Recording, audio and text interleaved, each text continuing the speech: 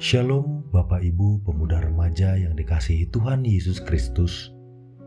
Pagi ini kita akan belajar firman Tuhan dengan menggunakan pola pembacaan Alkitab 4M, yaitu menerima, merenungkan, melakukan, dan membagikan firman Tuhan. Untuk itu mari kita berdoa. Kami telah melewati malam hingga di pagi ini semua karena penyertaan-Mu ya Bapa. Kami mau bersyukur untuk itu. Roh Kudus mohon tuntun, bimbing, dan mampukanlah kami dalam mempelajari firman Tuhan saat ini untuk kami lakukan. Di dalam nama Tuhan Yesus, amin. Tema hari ini, Senin 25 Juli 2022 adalah Tuhan ajarlah kami berdoa. Dengan bacaan Alkitab terambil dari Injil Lukas pasal yang ke-11 ayat yang pertama. Demikian firman Tuhan. Pada suatu kali, Yesus sedang berdoa di salah satu tempat. Ketika ia berhenti berdoa, berkatalah seorang dari murid-muridnya kepadanya, Tuhan, ajarlah kami berdoa, sama seperti yang diajarkan Yohanes kepada murid-muridnya. Mari kita menggali bacaan kita dengan pertanyaan berikut. Di manakah Yesus berdoa? Yesus berdoa di salah satu tempat. Apakah permohonan seorang dari murid-muridnya? Tuhan, ajarlah kami berdoa sama seperti yang diajarkan Yohanes kepada murid-muridnya. Mengapa mereka meminta agar Tuhan Yesus mengajarkan mereka berdoa? Sebenarnya kita tidak tahu bagaimana sebenarnya harus berdoa. Roma 8 ayat 26 memberitahukan kepada kita bahwa demikian juga Roh membantu kita dalam kelemahan kita, sebab kita tidak tahu bagaimana sebenarnya harus berdoa, tetapi Roh sendiri berdoa untuk kita kepada Allah dengan keluhan-keluhan yang tidak terucapkan. Tindakan Yesus yang berdoa rupanya menjadi inspirasi bagi murid-muridnya. Tindakan Yesus yang berdoa menjadi latar belakang seorang dari murid-murid Yesus memohon agar Yesus mengajarkan mereka berdoa sama seperti Yohanes Pembaptis mengajarkan mereka. Ada pesan bagi kita dari pernyataan ini. Yang pertama, belajar dari Yesus, kita pun kiranya dimampukan menjadi inspirasi bagi orang lain, termasuk anak-anak kita agar mereka suka berdoa. Yang kedua, sebagai orang tua, kita diperintahkan untuk mengajarkan anak-anak kita berdoa.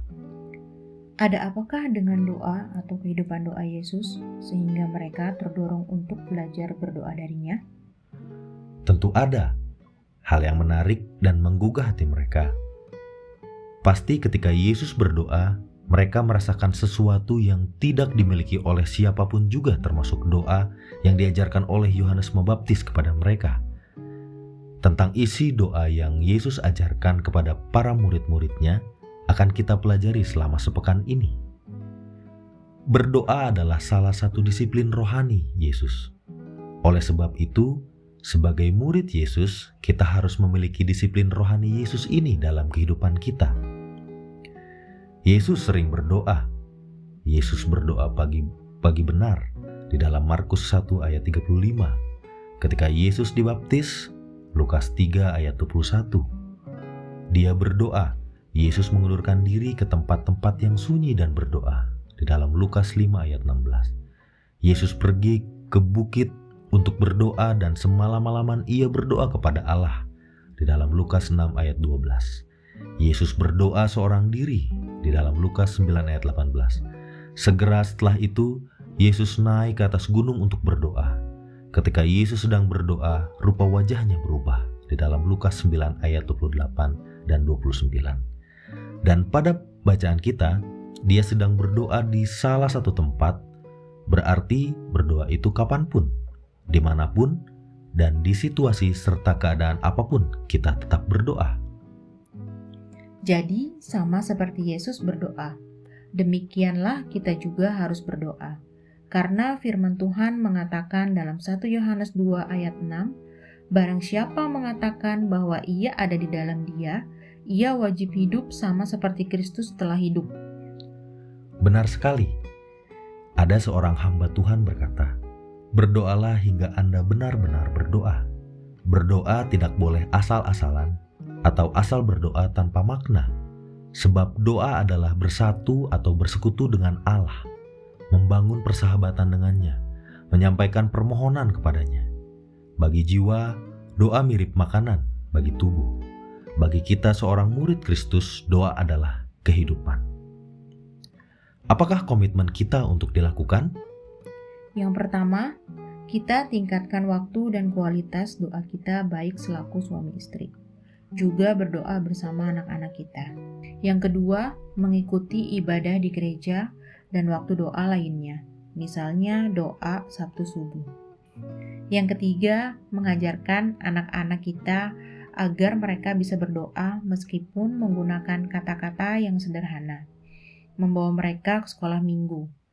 Kelak mengikuti ibadah remaja, ibadah pemuda, dan seterusnya. Kiranya Roh Kudus menolong kita mewujudkannya.